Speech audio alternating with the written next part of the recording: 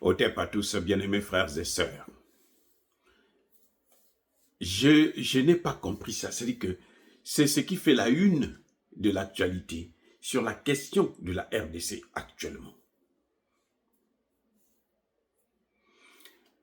Les M23 pleurent. Ils ont besoin d'argent. Ils sont à court de liquidité. Ils sont en faillite. Si c'était une entreprise, ils fermaient carrément et déposaient la clé sous le paillasson. Les M23 pleurent, sollicitent, demandent, quémandent l'aide des Congolais. Les M23 demandent aux Congolais de financer leur... C'est-à-dire que je n'ai jamais vu une telle aventure. Paul Kagame est descendu, mais bon, trop bas, très bas, du jamais vu dans l'histoire de l'humanité. Paul Kagame est réduit à néant. C'est un certain Wakacha plutôt. Ce monsieur, il vivait tranquillement au Canada. Il a dû demander l'asile politique ou je ne sais pas quoi. C'est un Congolais, hein? C'est pas un Rwandais, un Congolais qui a adhéré au mouvement de Corneille Nangaa et de Kagame. Certainement qu'on lui avait promis monts et merveilles. Comme d'habitude, c'est comme ça que ça se passe. Oh ben tu sais, quand on va gagner la guerre, là, toi tu seras ministre, toi tu seras commandant, toi tu seras chef d'état-major. Comme actuellement ce qu'ils font avec les Rwandais, c'est ça. Hein? C'est le vent que Kagame est en train de vendre aux milices rwandaises qui sont sur le sol congolais. Ce n'est pas une armée, c'est une milice. Alors, ce monsieur Wakacha est passé sur les réseaux sociaux. C'est un buzz. Il pleure. Il est dans tous ses états. Il crie, il hurle. Mais dis donc, mais il parle en congolais malheureusement. Bon, je vais traduire un peu ce qu'il a dit. En gros, il dit, vous savez, pour faire la guerre, ça demande de l'argent, hein, les amis. C'est pas facile, hein. Vous nous dites que le mouvement s'est arrêté, le M23 n'avance plus, depuis qu'ils sont allés, ils sont venus, ils ont pris Goma et Bukavu, pourquoi ils n'arrivent pas à Kisangani? Vous croyez que c'est gratuit, mais il faut nourrir ces soldats, il faut leur donner de quoi à boire, il faut les habiller, mais tout ça, ça demande de l'argent, il faut. Yeah. Mais qui t'avait demandé de quitter le Canada, où tu étais tranquille, pour venir rentrer dans une rébellion? Parce que, vous savez c'est quoi? C'est que il y a beaucoup de Congolais, je ne parle pas des Rwandais là je parle des Congolais, de la RDC. Il y en a nombreux, des aventuriers, qui ont, c'est-à-dire que, comme Paul Kagame avait réussi en 96, 97 à rentrer facilement au Congo, alors ils se sont dit, mais donc Paul Kagame est un demi-dieu. On lui a donné tellement de pouvoir qu'il pouvait tout faire. Et ils ont cru que Paul Kagame pouvait répéter ce qui s'était passé en 96. Ils ont oublié qu'on ne peut pas se baigner deux fois dans un même fleuve, ni encore toucher deux fois une substance périssable dans un même état. C'est pas moi qui l'ai dit, c'est Héraclite.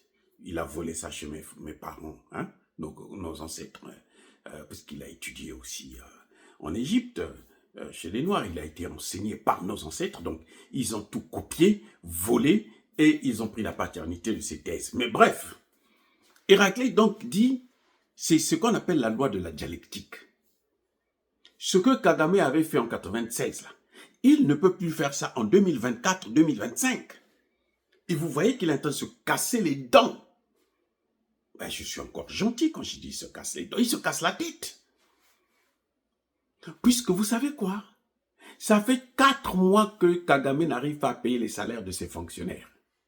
Ah, je reprends pour qu'on puisse bien comprendre. Est-ce que le sang est bon? Ça fait 4 mois que ce putain de Kagame n'arrive pas à payer les salaires de ses fonctionnaires.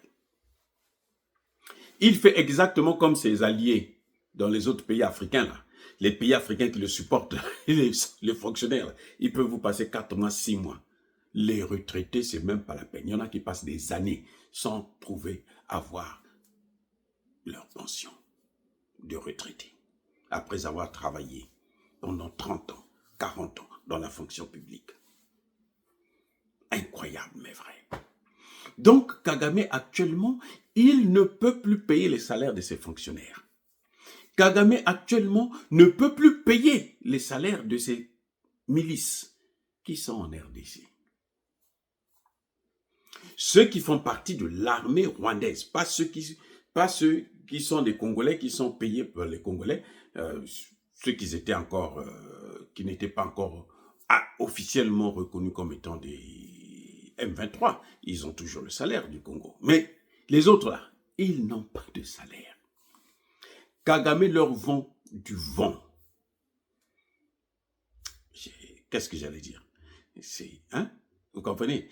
Il fait croire à ces imbéciles que, vous savez, quand je veux gagner la guerre, là, vous serez chef d'état-major, vous serez général, vous serez colonel, vous serez lieutenant, ainsi de suite. Et les autres, ils se battent pour ça. Ils oublient qu'on n'est plus en 1996. En 1996, qu'est-ce qui s'est passé? Pour déstabiliser Mobutu, pour le chasser du pouvoir, Kabila, qui était venu dans les valises de Paul Kagame, était populaire parce que Mobutu était impopulaire. C'est la loi de la dialectique. Le nouveau doit remplacer l'ancien. Quand il y a un nouveau qui arrive, parce que vous avez abusé de votre pouvoir, eh bien c'est clair que vous n'allez pas tenir. Il va vous déloger. Il va vous détrôner. Et oui. Mobutu a tellement fait du mal aux Congolais que personne ne voulait encore le voir. Et il y a beaucoup de chefs d'État en Afrique là qui sont dans cette situation. Personne ne veut le voir. La moindre rébellion les fait partir. La moindre rébellion. Ils sont nombreux en Afrique, surtout en Afrique centrale, c'est même pas la peine. Parce qu'ils ont déçu, parce qu'ils ont abusé et surabusé de leur pouvoir. En volant, en massacrant et en s'accaparer de tous les pouvoirs. Vous voyez? Et en gérant de façon clanique, ethnique, régionaliste. Vérifiez, tout est hein? C'est un secret pour personne, c'est un secret de Polichinelle. Regardez autour de vous. En Afrique centrale, là, vous allez voir, c'est ça le problème que nous avons. Donc, M. Wakasha, il quitte le Canada, dont l'espoir d'être désormais un grand homme, un futur ministre, un futur gouverneur, avec tous les avantages qui vont avec. Mais c'était sans compter sur la volonté de Dieu. Dieu a dit, ça suffit. Et oui, Dieu a suscité un homme, Tshisekedi, à qui il a donné le pouvoir, pour que Tshisekedi puisse faire ce que Kabila aurait dû faire. Ce que Kabila, le père, aurait dû faire, et ce que le fils est venu chambouler tout. Et donc, monsieur vient pleurer sur les réseaux sociaux, sur TikTok. Donnez-nous l'argent. Nous, on a besoin d'argent. On ne fait pas la rébellion gratuitement. Il faut l'argent. Nous avons des voitures, mais il n'y a pas de carburant. Mais écoutez, quand vous vous êtes engagé, est-ce que nous en étions là? Question. quand vous vous êtes engagé là, est-ce que c'est nous qui vous avons envoyé en mission? Si c'est nous qui vous avions envoyé, ben c'est normal que vous puissiez venir vers nous. Vous m'avez envoyé en mission, donnez-moi maintenant l'argent. Les hommes de Kagame quémandent de l'argent. Parce que demander, c'est un peu trop gentil. Je dis quémandent. Des becs de monnaie. C'est devenu des mendiants de l'argent pour la rébellion. Comment pouvez-vous? On n'a jamais vu ça dans l'histoire de l'humanité. Que quelqu'un puisse demander l'argent pour qu'il puisse faire une rébellion. Hey, il crie sur les Congolais. Il dit, mais alors, vous croyez que c'est gratuit? Il faut l'argent? Donnez-nous l'argent. Nous avons besoin d'argent. Mais alors, il est dans tous ses états. Il a perdu le sens. Il a perdu la raison. Bien fait pour lui. J'espère que le gouvernement canadien va voir cette vidéo, va voir cette photo, pour dire que mais ça c'est un bandit, il est ici, on l'a reçu ici, et puis c'est lui qui va aller massacrer des gens là-bas. Nous, on ne peut pas soutenir ça. Ce monsieur-là, on l'interdit de revenir ici. Ici aux États-Unis, surtout avec Trump, là, dès qu'il a un dossier comme ça, il va te dire non, ne reviens plus, reste là-bas. Tu as choisi d'aller faire la guerre là-bas, d'aller massacrer des innocents. Va maintenant, reste là-bas. Que Kagame te paye. Va habiter à Kigali. Vous savez que Corneille Nangaa n'est plus à Goma.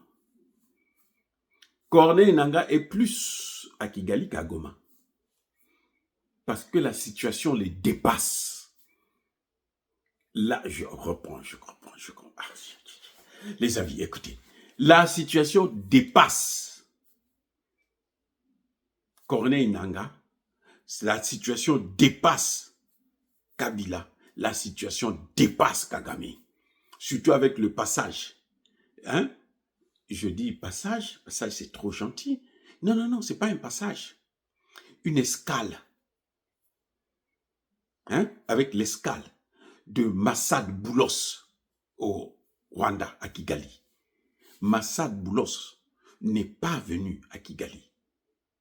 Il a fait une escale à Kigali pour donner à Paul Kagame 7 jours pour dégager le plancher, les amis. Les milices de Kagame, les propagandistes de Kagame, le M23 et leurs alliés, ceux qui sont les pauvres qui ont quitté la France, les États-Unis, le Canada, ainsi de suite. Aujourd'hui, ils commencent à le regretter. Ils sont en train de pleurer. Parce que ce qu'ils attendaient, leur rêve est allé en fumée. Soyez bénis, abondamment bénis par le Dieu des Kémis. Maudit soit ce Wakacha là, qui demande de l'argent pour massacrer les Congolais. Déjà, il n'aura pas, ça c'est clair, mais qu'il soit aussi maudit. Les amis, que Dieu vous bénisse.